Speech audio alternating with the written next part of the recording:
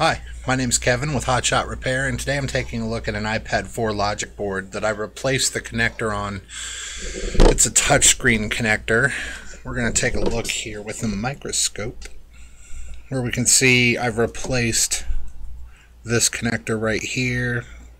Is it on 100%? No, it's not as good as this one. Kind of budged on me. But it is making contact. It is working properly. The new touchscreen works properly. It did have dead spots before, but what made this such a pain in the butt was because this plastic melts really easily. It's very fragile. So you want to come at it from the bottom, being careful not to overheat these chips right here. So to do that, I put a couple of dimes on here, some kapton tape, some aluminum foil tape, and kind of kept my heat to this area right here.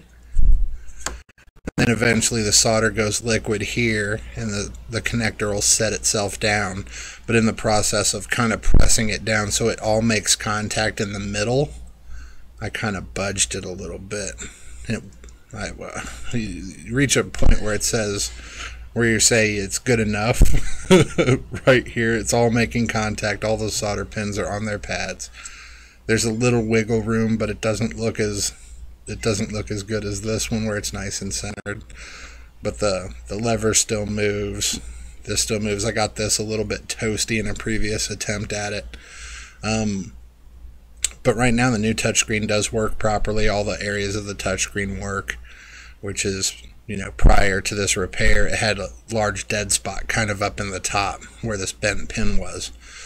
I was just celebrating some success and wanted to show you.